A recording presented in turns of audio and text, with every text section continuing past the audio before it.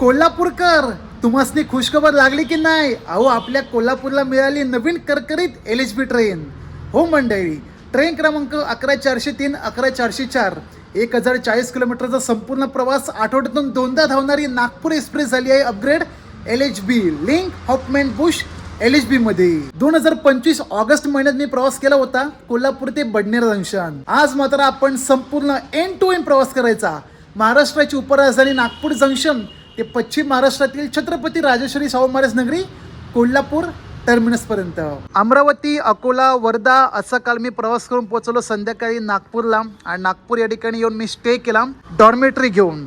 नाव बघा काय, stay in dormitory. Nagpur स्टेशनपासून अगदी 1 किलोमीटर अंतरावरती आहे सीताबर्डी. सीताबर्डी हे मुख्य हनुमान मंदिर आहे, हनुमान टेकडी. बाजूला आहे 0 माईल रेल्वे स्टेशन. आणि तेथून शतपावली केली की मग स्टे इन डॉर्मेटरी अशी सोयीसुविधा मिळेल. डॉर्मेटरी बेड चांगले आहेत, क्लीन, वेल फॅसिलिटी, गरम पाण्याची सोयीसुविधा. फक्त आणि फक्त 300 रुपये. किती तास? 24 तास. जे कोणी सोलो ट्रॅव्हलर आहेत आणि नागपूरमध्ये येऊन चांगला स्टे करायचा असेल स्टेशनपासून अगदी जवळ, तर हे सगळ्यात बेस्ट आहे. गरम पाण्याची सोयीसुविधा 24 तास आणि wifi. I high high high wifi. या ठिकाणी मस्तपैकी स्टे केला.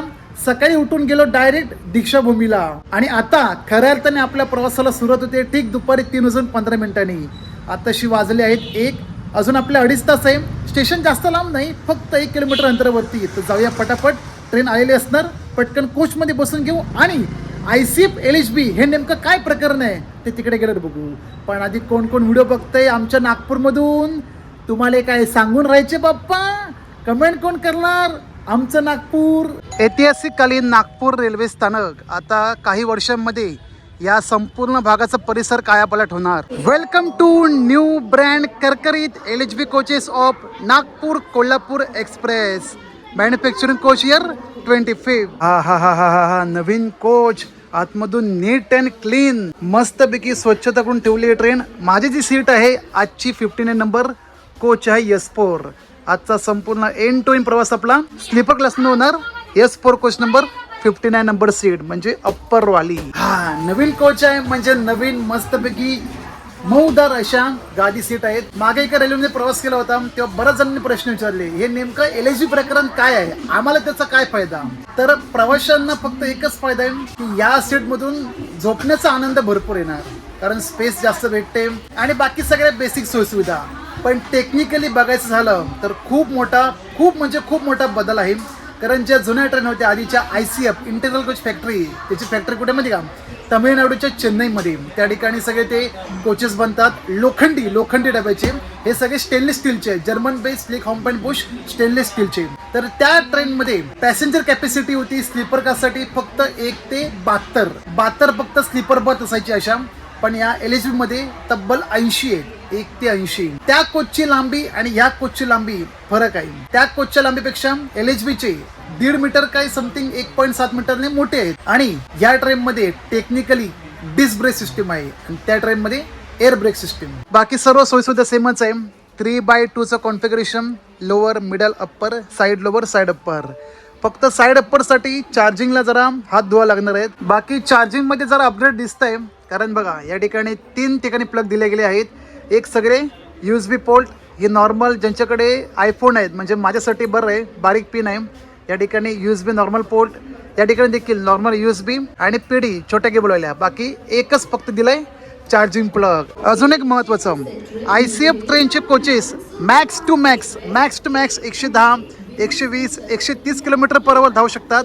पण LHB वाले 200 किलोमीटर पर आवर धावू शकतात. जबकि धावत तर नाही, मॅक्स टू मॅक्स 160 जातात. पण ह्यांची जी ऑपरेटिंग स्पीड आहे ती 65, 80, 90, 95 आता या ट्रेनची स्पीड अकोलापर्यंत तरी नंबर 1 आहे, म्हणजे 130 पळू शकते, परंतु पुढे काम चालू असल्यामुळे 110 115 पर्यंत मेंटेन ठेवणार. अजून एक मोठा बदल तो म्हणजे गेटमधून प्रवेश करताना ICF मध्ये खूप छोटं अंतर होतं, पण LHB मध्ये प्रवेश करताच पॅसेज व्ह्यू मोठा दिला गेला आहे. दुपारी 3:15 ही ट्रेन रवाना होते दर मंगळवारी आणि दर शनिवारी. ट्रेन नंबर लक्षात ठेवा, नागपूरवरून कोल्हापूरसाठी डायरेक्ट रेल्वे सेवा 11403 आणि कोल्हापूर ते नागपूर या ट्रेनचा नंबर होतो 11404. आठवड्यातून 2दा फक्त ट्रेन धावते.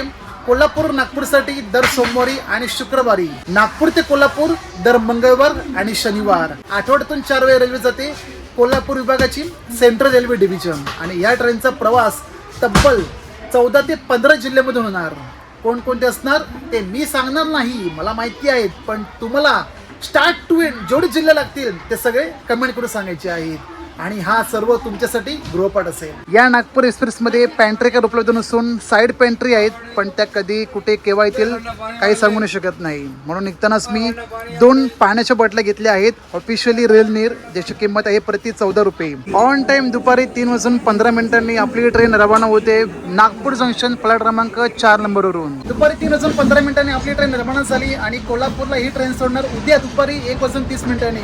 तब्बल 22 तास 15 मिनिटाचा आपला पूर्ण प्रवास असणार आहे, 1040 किलोमीटर. आणि या ट्रेन मधून प्रवास करायची खरी मजा तर रेल फॅनसाठी आहे, कारण 4 ठिकाणी होतो लोकोमोटिव्ह रिव्हर्सल. आपल्या आजच्या प्रवासामध्ये जो लोकोमोटिव्ह लागला आहे 3714 रेट, पुणे डिव्हिजनचा 3714 रेट, WP7 धुरंधर वॅब 7. तरकत्या फडकत्या ताडू फाडू अशा डिंगच्या विदर्भातून मराठवाडा करत पश्चिम महाराष्ट्रातल्या कोल्हापूर दिशेने आपल्या प्रवासाला झाली सुरुवात. आज आहे वार मंगळवार. आठवड्यातून 2दा ही ट्रेन जाते, शनिवार मंगळवार. गणरायाचे नामस्मरण करत पुढच्या प्रवासाला सुरुवात करूया की नको? बोला गणपती बाप्पा मोरया. लागली ही ओढ तुझी आज या मनाला, पाहतो मी वाट तुझी खास या क्षणाला. तुझ्या स्पर्शाने मला लागला हा छंद असा, बोलण्यातून हा तुझ्या वाजतो मृदुंग जसा. चाहूल लागली तुझ्या येण्याची आज, टिपले हे डोळे माझे पाहुनी तुझा हा साज. ये ना तू साजणी, दे ना तुझी साथ रे, आहे मनाला माझ्या तुझीच आस रे. नागपूर ते कोल्हापूर या दरम्यान प्रवाशांच्या सेवेकरिता 3 मुख्य रेल्वे सेवा सुरू आहेत. आठवड्यातून विकली धावणारी धनबाद कोल्हापूर, बाय विकली नागपूर कोल्हापूर आणि नियमितपणे दररोज सेवा देणारी गोंदिया कोल्हापूर महाराष्ट्र एक्सप्रेस. यामधून 2 train ICF to LHB upgrade झालेल्या आहेत आणि आता बाय विकली चालणारी नागपूर एक्सप्रेस देखील LHB कोचेसमध्ये अपग्रेड झाली. या रेल्वेचा प्रवासी अंतर एकूण 1040 किलोमीटर, लागणारा कालावधी कमीत कमी 20 ते 22 तास आणि जाणारा मार्ग हा 3 विभागातून, विदर्भ, मराठवाडा आणि पश्चिम महाराष्ट्र. ही ट्रेन नागपूरवरून निघत बुटीबोरी, वर्धा जंक्शन, अकोला, वाशिम, हिंगोली, परभणी, परेल वैजनाथ, लातूर रोड, धाराशिव, कुर्डुवाडी, पंढरपूर, मिरज करून शेवट राजश्री शाहू महाराज नगरी कोल्हापूर टर्मिनसला पोहोचते.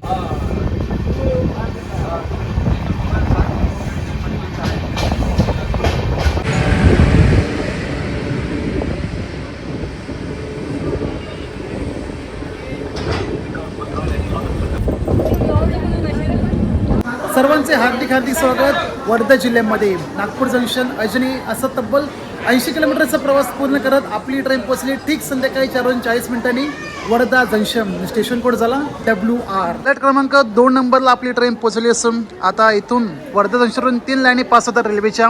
पहिली आपण जिथून आलो नागपूर बुटीबोरी सेवाग्राम करत, दुसरी जाते थेट बल्लारशा चंद्रपूर आणि तिसरी ज्या दिशेने आपण चाललोय बडनेरा धामणगाव अकोला.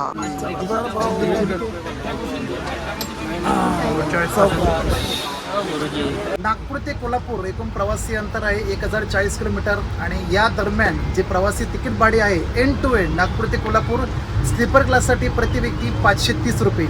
3 टियर AC कोचने प्रवास केला त्याचे भाडे आहे प्रति व्यक्ती 1380 आणि 2 टियर AC कोचने प्रवास केला तर 1960. पुन्हा सांगतो आहे, स्लीपरने प्रवास केला 530, 3 टियर एसीने प्रवास केला 1380 आणि 2 टियरने 1960. जनरलमधून प्रवास केला तर 250 ते समथिंग 300 रुपये तिकीट भाडे असेल. पण नॉर्मल स्लीपर 3 टियर 2 टियर एसीने प्रवास केला तर एवढं तिकीट दर हमकस आहे. सायंकाळी 5:13 आपली ट्रेन पोहोचली पुलगाव. नागपूर जंक्शन नंतर अजनी, वर्धा आणि नेक्स्ट स्टॉप पुलगाव. वर्धा जंक्शनला लोकल प्रवाशांची तुफानी गर्दी होती. सगळे डबे भरलेले होते आणि या ठिकाणी रिकामी झाले. बाकीचे ओनर धामणगावला रिकामी आणि last to last Badnera junction.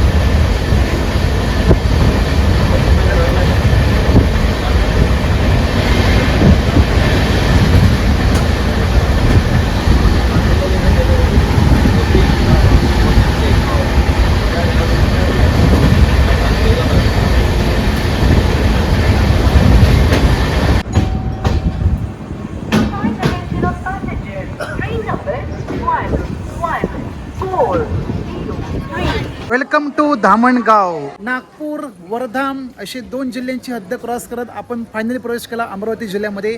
आणि सांगितल्याप्रमाणे नागपूर ते कोल्हापूर या दरम्यान जितके जिल्हे लागतील ते तुम्हाला सिक्वेन्स वाईज कमेंट करून सांगायचं आहे. 3 जिल्हे सांगितले, नागपूर, वर्धा आणि अमरावती. बाकीचे उर्वरित तुम्हाला सांगायचे आहे. 5:30 आपली ट्रेन पोहोचली आहे. खरं तर ह्या ट्रेनचं ऑफिशियली टायमिंग आहे धामणगावला सायंकाळी 4:57. परंतु 40 मिनिटे उशिराने असल्यामुळे हळूहळू जाते ट्रेन, हरकत नाही. जशी आपली पुढे जाल अकोल्यानंतर मराठवाडा दिशेने तुम्ही म्हणाल इतकी ट्रेन लेट असून सुद्धा ऑन टाइम कशी पोहोचली. जरा सुस्ती येते, एक गरमागरम घोट चहा पिला ना नंबर 1 काम होऊन जाईल. नंबर 1. कोण कोण व्हिडिओ पाहणारे आहेत धामणगाव या गावामधून नक्कीच कमेंट करा. हॅशटॅग आम्ही धामणगावकर, हॅशटॅग आमचं धामणगाव. आता येणारा पुढील stop non stop direct Badnera junction.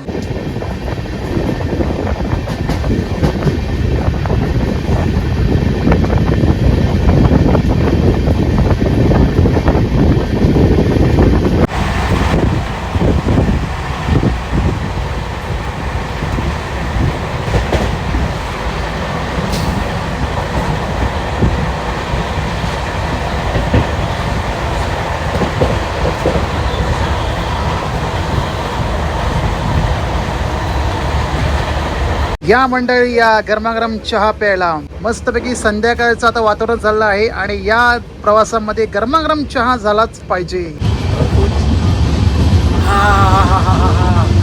घरगुती बासुंदी चहा.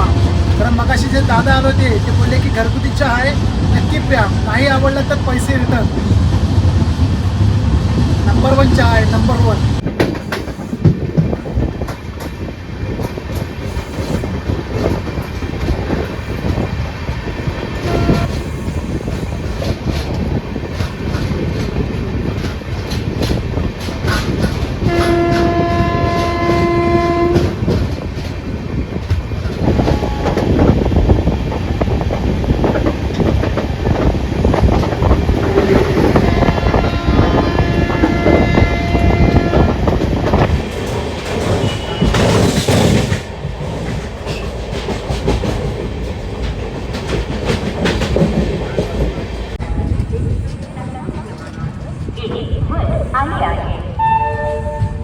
तब्बल 175 किलोमीटरचा प्रवास पूर्ण करत आपली LHB नागपूर एक्सप्रेस पोहोचली बिडी बडनेरा जंक्शन, तेही ऑन टाइम सायंकाळी 6:20 जागेवरती आपली ट्रेन लेट होती धामणगावला 40 मिनिटे, पण या ठिकाणी बघा ऑन टाइम ट्रेन पोहोचली.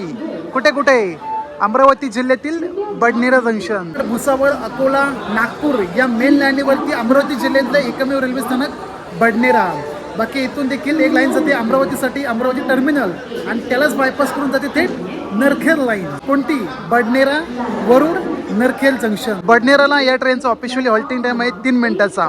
येणारा पुढील स्टॉप मूर्तिजापूर आणि मग अकोला. अकोल्याला ट्रेन पोचली मग त्या ठिकाणी होणार लोकोमोटिव्ह रिव्हर्सल म्हणजेच लोको रिव्हर्सल.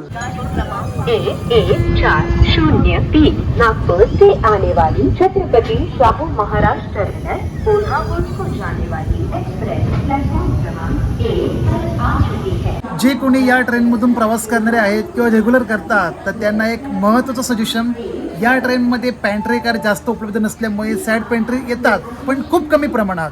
आलं तर फक्त चहा, भेळ, बस, नाश्ता वगैरे किंवा जेवण वगैरे काहीच येत नाही. जेवण जर आले तर फक्त आणि फक्त बडनेरा, मूर्तिजापूर आणि अकोला.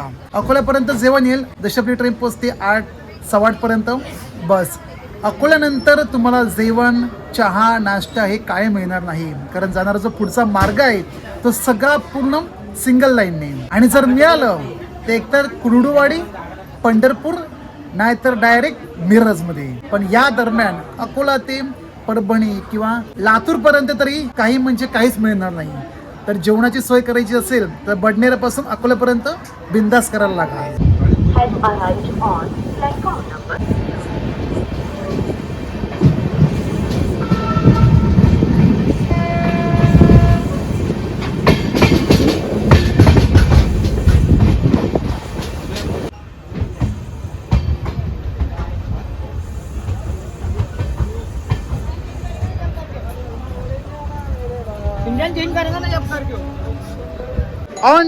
ऑन टाइम म्हणजे ऑन टाइम. निर्धारित वेळेपेक्षा 9 मिनिटे आपली अगोदर ट्रेन पोहोचली कापूस उत्पादनासाठी प्रसिद्ध असलेल्या अकोला जिल्ह्यामध्ये. अकोला जिल्ह्यातील अकोला जंक्शन प्लॅट क्रमांक 3 नंबरला आपली ट्रेन आली आहे आणि या ठिकाणी होणार पहिला लोकोमोटिव्ह रिव्हर्सल. म्हणजे येतेवेळी आपण असे आलो मेन लाईनने, मेन लाईन तिकडे आहे, आपण आलो आता next लाईनसाठी.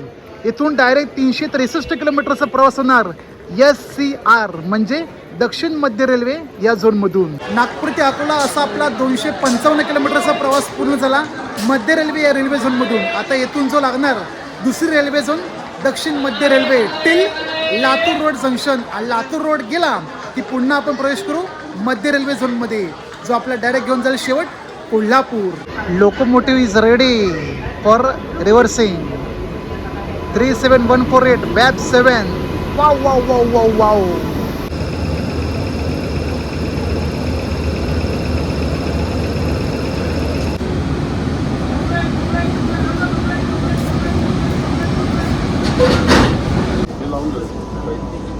Done done done done with coupling done. आता ट्रेन जाणार डायरेक्ट आपल्या SCR म्हणजे दक्षिण मध्य रेल्वे या झोनमधून. नागपूर जंक्शन ते अकोला जंक्शन या दरम्यान जो क्रू आणतो तो सेंट्रल रेल्वेचा असतो, LP, ALP आणि मागे ट्रेन मॅनेजर. आता अकोल्यापासून लातूर रोड जंक्शनपर्यंत जो स्टाफ असेल तो दक्षिण मध्य रेल्वे यांचा. तिन्ही पण LP, ALP आणि ट्रेन मॅनेजर. तब्बल 34 मिनिटाचा टेक्निकल हॉल्ट आणि ऑफिशियल हॉल्ट पूर्ण करत आपली ट्रेन आता रवाना होते वाशिम, हिंगोली थेट मराठवाडा दिशेने कोल्हापूरसाठी. येतेवेळी आपण असे आलो होतो, आता जातेवेळी रिव्हर्स डायरेक्शन. ती वाली आता मेन लाईन जाते नागपूरकडे आणि आपण आता वळालो SCR वाशिम, हिंगोली, परभणी या दिशेने.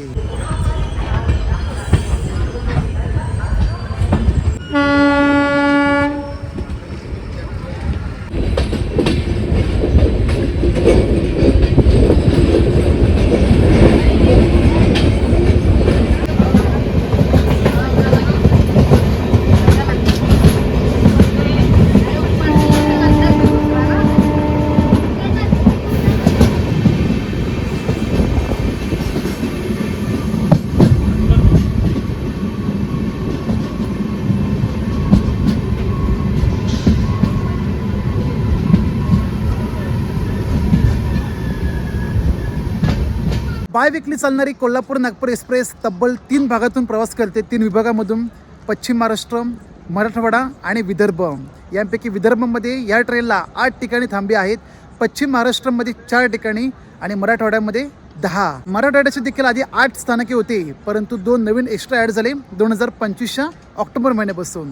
पहिले वसमत आणि दुसरं परभणी जिल्ह्यातील गंगाखेड.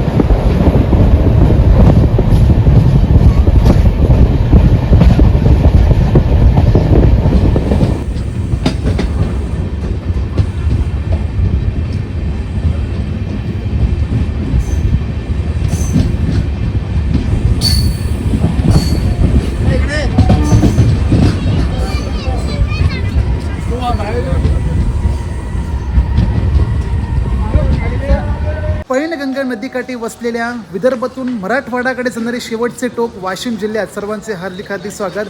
आणि बरोबर रात्री 9:40 आपली ट्रेन पोहोचली वाशिम रेल्वे स्थानकावरती. पाऊण तास लेट का होईना, पुढे मात्र टायमिंग 100% कव्हर करणार. जास्त नाही, फक्त 1 ते 2 मिनिटाचा हॉल्टिंग टाइम आहे ऑफिशियली. आता येणारा पुढील स्टॉप डायरेक्ट मराठवाड्यातील हिंगोली, वसमत, पूर्णा, परभणी, डायरेक्ट परळी वैजनाथ.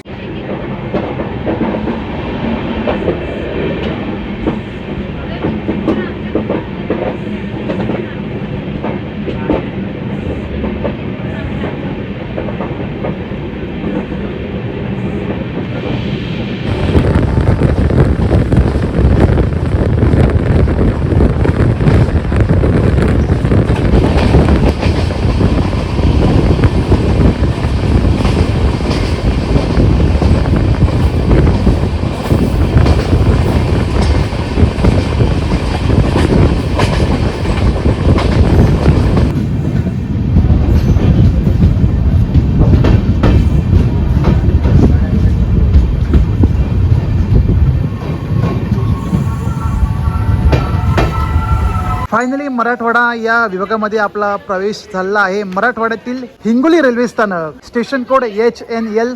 बरोबर रात्री 10:22 आपली ट्रेन पोहोचली हिंगोली स्टेशनला. फ्लॅट क्रमांक 2 नंबर. हिंगोली या ठिकाणावरून मुंबईसाठी एक ट्रेन सुटते, जनशताब्दी एक्सप्रेस.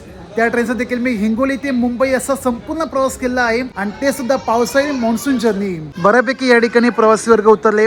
जास्त नाही, फक्त 2 मिनिटाचा हॉल्टिंग टाइम आहे. आणि याच हिंगोली जिल्ह्यामध्ये आहे 12 ज्योतिर्लिंगापैकी एक औंढा नागनाथ ज्योतिर्लिंग मंदिर. मुंबईवरून सुटणारी जनशताब्दी एक्सप्रेस हिंगोलीला येते रात्री 12:30 पर्यंत, आणि लगेच 3 तासांनी पहाटे 4:30 का 4 वाजता रवाना होते मुंबईसाठी.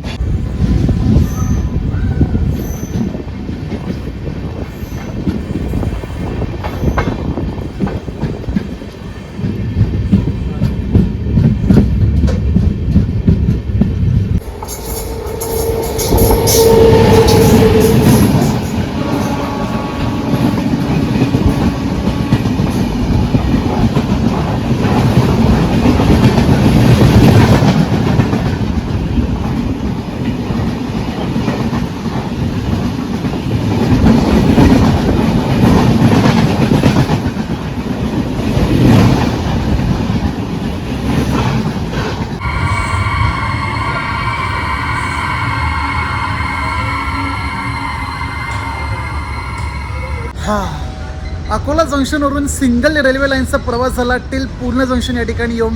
म्हणजे अकोल्यानंतर वाशिम, हिंगोली, वसमत असा प्रवास करत आपण फायनली पोहोचलो नांदेड या रेल्वे लाईनवरती. म्हणजे मुंबई, छत्रपती संभाजीनगर, जालना, नांदेड, हैदराबाद ही main line. Purna junction. Station code आहे PAU.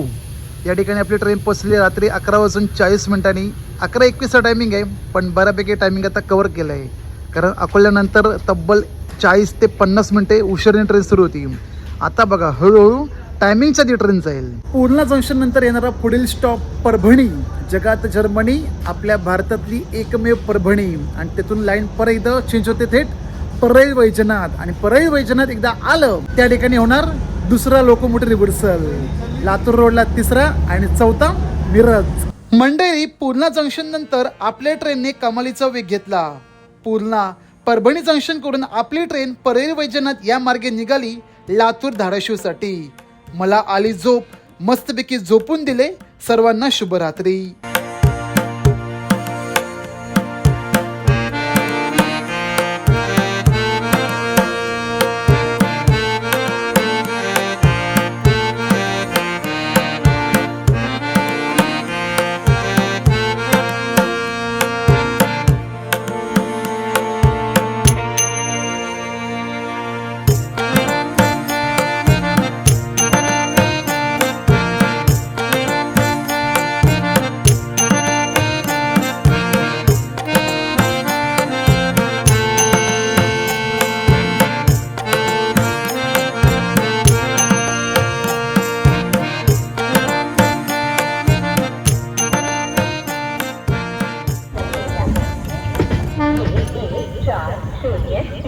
नागपूर येणारी कोल्हापूर जाणारी एक्सप्रेस थोड्याच वेळा प्लॅटफॉर्म क्रमांक 2 वर येत आहे. नागपूर, बडनेरा, अकोला, वाशिम, हिंगोली, परभणी, लातूर, धाराशिव, बीड या भागातून प्रवास करत फायनली 800 किलोमीटरचा प्रवास पूर्ण झाला सोलापूर जिल्ह्यातील कुर्डुवाडी स्टेशनला येऊन. या ठिकाणी येण्याचा टायमिंग आहे सकाळी 8:20. पण आपली ट्रेन 10 मिनिटाबद्दल पोहोचली असून 8:10 पोहोचली कुर्डुवाडी प्लॅटफॉर्म क्रमांक 2 नंबरला. स्टेशन कोड झाला KWV.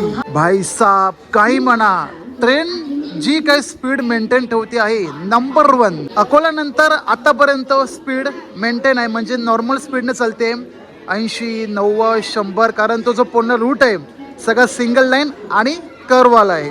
सकाळी गरमागरम चहा झाला 1200 नंतर. आता या ठिकाणी नाश्ता मिळतोय गरमागरम. काय बघूया, मेदूवडा आहे, इडली आहे, चटणी आहे. कितीला प्लेट दादा? 40 रुपये. हे कितीला आहे? 40 रुपये. 10 मिनिटं आपली ट्रेन अगोदर पोहोचली. या ठिकाणी ऑफिशियल हॉल्टिंग टाइम आहे 5 मिनिटाचा. इथून वेगळं क्रू तयार होणार मिरजपर्यंत. मिरज किंवा कोल्हापूर 15 मिनिटाचा कालावधी आहे. म्हटलं गरमागरम नाश्ता करून घेऊ. 2 इडली, 2 वडे आणि सोबत ही चटणी. किंमत किती? 40 रुपये. या अगोदर सुद्धा मी या ठिकाणी टेस्ट केली इडली आणि चटणी. चटणी यांची बाप असते भाई. म्हटलं आता पुन्हा एकदा हिस्ट्री क्रिएट करूया.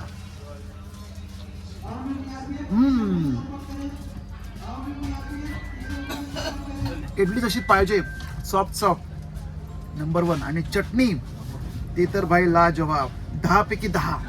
कुर्डुवाडीला आलोच ना स्टेशनला, वडापाव वगैरे ट्राय करू नका, पण इडली चटणी हे मात्र हमखास ट्राय करा. कारण जी चटणी आहे ना, शेंगदाणा टाकून मस्त बनवली आहे.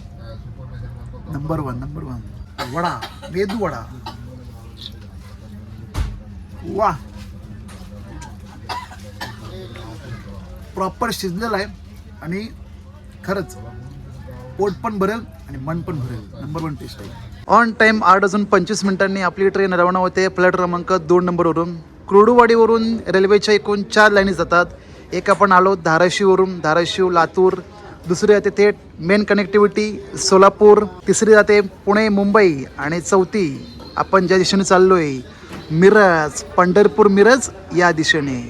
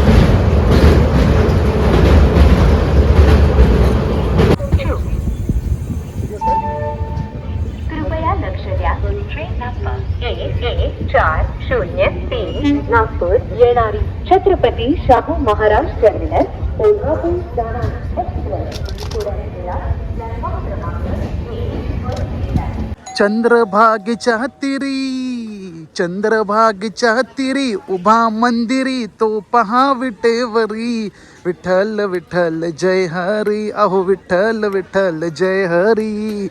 बोला पुंडलिक वरदा हार विठ्ठल श्री ज्ञानदेव तुकाराम पंढरीनाथ भगवान की जय. विदर्भातून येणाऱ्या भाविकांना पांडुरंगाच्या दर्शनासाठी या ट्रेनचा फायदा पुरेपूर आहे, जे डायरेक्ट सोडेल तुम्हाला पंढरपूरला ठीक सकाळी 9:05. बऱ्यापैकी या ट्रेनचे प्रवासी वर्ग पंढरपूरलाच येणारे होते आणि या ठिकाणी तब्बल 70% आपली ट्रेन रिकामी झाली. आता येणारा पुढील स्टॉप सांगोला, पुढे मिरज जंक्शन आणि लास्ट स्टॉप छत्रपती राजश्री शाहू महाराज नगरी कोल्हापूर.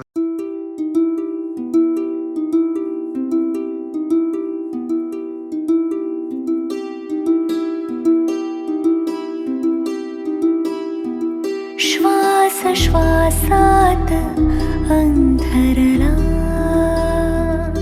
धुंद एकांत मंतरला. श्वास श्वासात अंतरला धुंद एकांत मंतरला. मखमली स्पर्शवारे हरवले भान सारे, मखमली स्पर्शवारे हरवले भान सारे. अंग अंग मोहरताना रंग गोंधळा. मिरज जंक्शन स्टेशन कोड आहे MRJ. या ठिकाणी येण्याची वेळ आहे या ट्रेनची दुपारी 11:50. तब्बल 40 मिनिटं ट्रेन अगोदर पोचली. 11:10. फ्लॅट क्रमांक 1 नंबर. कोण कोण व्हिडिओ पाहत आहेत मिरजमधून नक्कीच कमेंट करा. हॅशटॅग आमचं मिरज. तब्बल 990 किलोमीटरचा प्रवास पूर्ण झाला मिरज जंक्शन या ठिकाणी येऊन, आणि आतापर्यंत आपल्या प्रवासाला तब्बल 20 तास पूर्ण झाले. अजून 2 तास गाठायचे कोल्हापूरसाठी. विदर्भ मराठवाड्यातून देखील मिरजला येणाऱ्या लोकांची भरपूर गर्दी आहे, कारण या ठिकाणाहून दत्त मंदिरपर्यंत पोहोचू शकता. नरसोबाची वाडी श्री नरसिंह दत्त मंदिर. मिरज जंक्शन खूप जवळ आहे. बाहेर गेला तर तुम्हाला कंटिन्यू ST बसेस मिळतील डायरेक्ट नरसोबाची वाडी. मिरजपर्यंत प्रवास केला आपल्या शयन अँड स्लीपर डब्यातून. आता पुढचा जो प्रवास आहे 60 किलोमीटरचा, तो म्हटलं जरा करू आपण 3 टियर किंवा 2 टियर AC मधून. ट्रेन क्रमांक 11403 कोल्हापूर नागपूर एक्सप्रेस या ट्रेनबद्दल देण्यात आलेली संपूर्ण माहिती सोबत तिकीट भाडे, कोणत्या ठिकाणी ट्रेन थांबेल, कुठे कुठे लोक रिव्हर्सल येतात, या बाबतीत दिलेली संपूर्ण माहिती तुम्हाला कशी वाटली नक्की कमेंट करा. आवडली असेल तर एक लाईक जरूर करा. नागपूरपासून कंटिन्यू आपले व्हिडिओ शूट सुरू आहे, आता देखील सुरू आहे म्हणा. आणि या दरम्यान तब्बल 4 ते 5 लोकांनी मला विचारलं की तुम्ही व्हिडिओ बनवता? म्हटलं हो. यूट्यूबवर टाकता? म्हटलं हो. अरे वा, किती चांगली गोष्ट आहे. पैसे देखील मिळत असतील? म्हटलं हो साहेब. तर हे सगळे मला प्रश्न प्रत्येकाने विचारले. हेच नाही, म्हणजे आतापर्यंत जेवढे भेटतात ते सर्वजण विचारतात की यूट्यूबला व्हिडिओ करताय? अरे वा, चांगली गोष्ट आहे. पैसे देखील मिळत असतील. पण एकाने असं विचारलं नाही की यूट्यूबवरती व्हिडिओ बनवते? अरे वा, पण त्यामागे किती मेहनत आहे, कठोर परिश्रम आहेत, कष्ट आहेत, हे मात्र कोण विचारत नाही. यावरून एक गोष्ट सिद्ध होते की या जगात फक्त पैशाला महत्त्व आहे. मेहनत कोण किती करतं त्याला काही महत्त्व नाही. पैसा तर पाहिजे, कोणाला नको? तुमच्यापैकी कोण आहे का ज्याला पैसा नको? जिथे मेहनत आहे ते मानधन देखील मिळणार. कारण माणूस पैशासाठी मेहनत करतो, मेहनतीसाठी कोण पैसा कमवत नाही. तुमचं काम छोटं असो मोठं असो काही असो, पण जिथे मेहनत आहे त्या मेहनतीचं मानधन तुम्हाला हमखास मिळणार. यूट्यूबवरती आता प्रवासाचे व्हिडिओ बनवतो, सर्वांची मेहनत आहे, माझी देखील आहे, तुमची देखील आहे. कारण कॉन्टेंट क्रिएशनमध्ये आता निर्मला त्याने देखील उडी घेतली आहे. त्यांचं म्हणणं असं आहे की भारताची इकॉनॉमी ग्रोथ करण्यामागे कॉन्टेंट क्रिएशनचा देखील आता बऱ्यापैकी हात पुढे येत आहे. आता मीच बघा प्रवासाचे व्हिडिओ बनवतो, तुमच्यापर्यंत पोचवतो. खऱ्या अर्थाने मानधन हे आम्हाला तुमच्याकडून मिळतं. आपला प्रेक्षक वर्ग आहे म्हणून समोरचा माणूस छान छान व्हिडिओ बनवू शकतो, इकडे तिकडे फिरू शकतो आणि जमेल तितकी माहिती तुमच्यापर्यंत पोहोचेल हे आमचे पुरेपूर प्रयत्न असतात. आणि त्यासाठी सर्वांचे मनापासून खूप खूप आभार की तुम्ही आमच्या व्हिडिओनं जे प्रेम देताय ना, खरंच खरंच खूप छान वाटतं. तर तुमचं हे प्रेम कायम आपलं पुढे पुढे असून दे, जेणेकरून तुमच्यापर्यंत नवीन नवीन माहिती, प्रवासाचे व्हिडिओ नक्की पोचतील.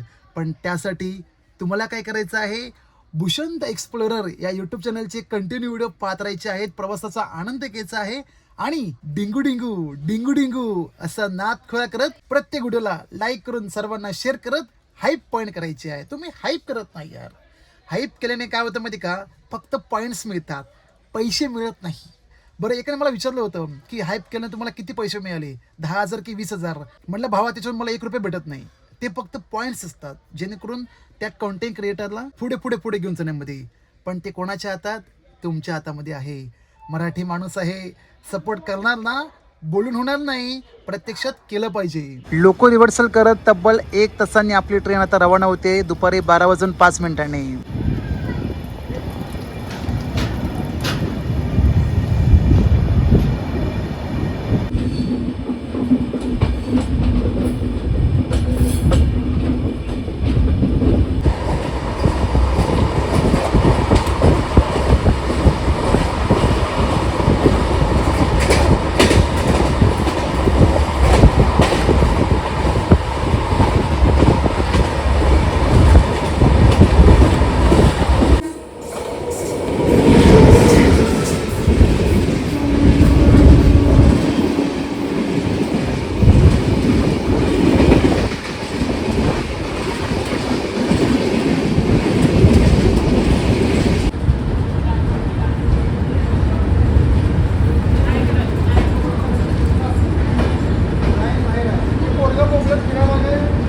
स्वागतम सुस्वागतम अंबानगरी, छत्रपती राजश्री शाहू महाराज नगरी, कोल्हापूरमध्ये. कोल्हापूरला या ट्रेनची पोहोचण्याची वेळ आहे दुपारी 1:30. आपली ट्रेन तब्बल 30 मिनिटं अगोदर पोहोचली दुपारी 1 वाजता. एकूण 3 विभाग, 22 स्थानके घेत 1040 किलोमीटरचा प्रवास पूर्ण झाला 21 तास 45 मिनिटांमध्ये. वा, LHB वाली नागपूर एक्सप्रेस, वा, नाद खोळा प्रवास झाला, नाद खोळा, ते सुद्धा आरामात शयनांमधून. आता ही ट्रेन रवाना होईल डायरेक्ट शुक्रवारी दुपारी 12:45. कोल्हापूर ते नागपूर 2दा चालते, दर सोमवार आणि शुक्रवार. नागपूर ते कोल्हापूर कधी, मंगळवार आणि शनिवार. एक आनंदाची बातमी द्यायची आहे, लवकरच कोल्हापूरमधून कोकणात जाण्यासाठी वैभववाडीला नवीन रेल्वे प्रकल्प सुरू होणार आहे, ज्याचा शुभारंभ कधी होईल, 2027 साली. कोणाकोणाला खबर लागली आहे नक्कीच कमेंट करून कळवा. आता ते जेव्हा होईल तेव्हा होईल, पण त्या अगोदर आपल्याला काय करायचं आहे, आजच्या व्हिडिओला नक्की लाईक करून सर्वांना शेअर करा. ज्यांनी पहिल्यांदा भेटेल असेल त्यांनी तर सबस्क्राईब करा. आणि हो, कोण कोण व्हिडिओ पाहत आहेत आपल्या कोल्हापूर जिल्ह्यामधून, बघायचं नाही, पटकन कमेंट करून सुटत जायचं, # आमचं कोल्हापूर.